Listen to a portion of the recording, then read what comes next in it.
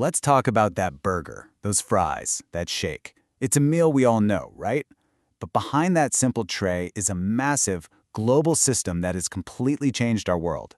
Today we're going to pull back the curtain, using Eric Schlosser's incredible book, Fast Food Nation, to really understand what's in that value meal. McDonaldization. It's a powerful word, and it's about something way bigger than just restaurants. It's this idea that the principles of fast food, that relentless drive for efficiency, predictability, and total control, jumped over the counter and started reorganizing our entire economy, our towns, everything. I mean, it's a pretty straightforward question, right? But the answer is so much more complicated than you'd think.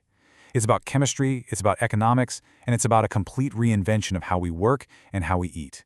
So yeah, today we're going behind the counter, into the factories, and out onto the ranches to find out. So, let's start where every customer's journey begins, right at the counter. That perfectly identical meal you get every single time, that was no accident. It was the result of a full-blown revolution in the kitchen.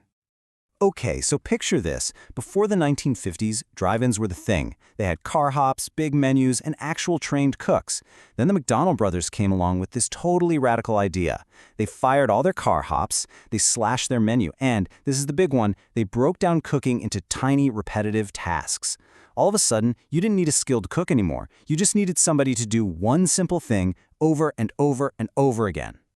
And this system was it was a work of art, all designed for one thing: speed. It started with a super simple menu, so ordering was fast. Then, the assembly line meant literally anyone to do the job. And get this, no substitutions allowed. Why? Because that would slow things down. Finally, they had customers get their own food, which cut labor costs completely. The result? Cheaper food, served way faster, which led to a crazy amount of sales. Of course, a system that efficient needed a whole new kind of worker. So for this next part, let's take a look at the people who became the cogs in this giant, well-oiled machine. Wow, just let that sink in. The honesty in that quote from industry executives is it's brutal. The ultimate goal was to de-skill these jobs so completely that any worker is totally interchangeable. If you can train anyone in 5 minutes, you can replace them just as fast. That keeps wages low and makes sure no single employee ever becomes too important. So what does that mean for the person working the line? It means in a system where every single action is spelled out for you, things like creativity or experience, they actually become a problem. The most valuable trait isn't skill, it's just doing what you're told. It's obedience. And here's where we hit a really harsh reality. This number. This is how many fast food workers are murdered on the job every single month in the US. It usually happens during robberies, late at night, or early in the morning. It's a truly shocking statistic, and it shows this huge gap between the happy, cheerful marketing and the real dangers faced by the people earning minimum wage. All right, now we're going to go even deeper. We're leaving the restaurant behind and heading into the hidden world that supplies all that food. We have this romantic image in our heads of where our beef comes from, right?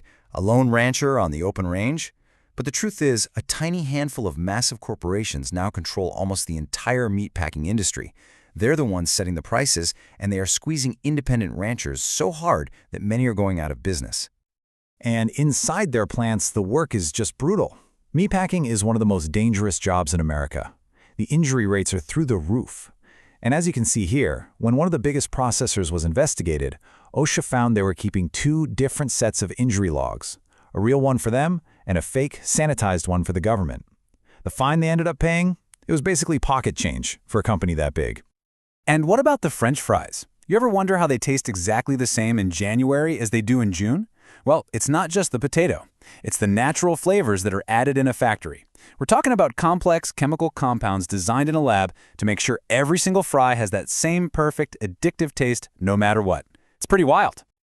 So when you start putting all these pieces together, you realize that the price you see on the menu, that is not the real price. Not by a long shot. There are these huge hidden costs. This right here is really the core argument of the whole book. The menu price looks great. It's cheap, it's fast, but the real cost is paid by all of us.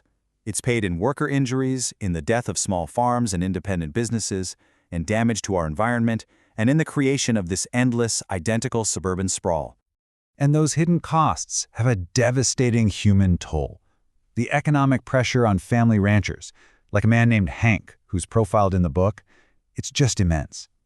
as they watch their way of life just vanish. For some, the burden is just too much to bear. This statistic, it's a heartbreaking measure of that hidden price. The industry also physically reshapes our world. The big chains put their restaurants on busy roads, right off the freeway. They thrive on car traffic. And in a way, they act like the shock troops for all the other development that follows, helping create these generic car-dependent suburbs that look exactly the same whether you're in Ohio or California. Okay, it's easy to hear all this and feel kind of powerless against a system this huge. But the story doesn't end there, because the incredible power these corporations have can also be used as a force for change. Now check this out, because this is where things get really fascinating. A while back, after the mad cow disease scare, the FDA was struggling to get the industry to follow rules about cattle feed. So McDonald's just stepped in. They told their suppliers, prove you're following the rules or we're not buying your beef anymore. And guess what? The entire industry complied almost overnight. Same thing happened when activists pressured them about animal welfare. McDonald's demanded more humane practices, and the industry changed in less than a year. So, here's the big takeaway. This system, for all its flaws, does respond to demand.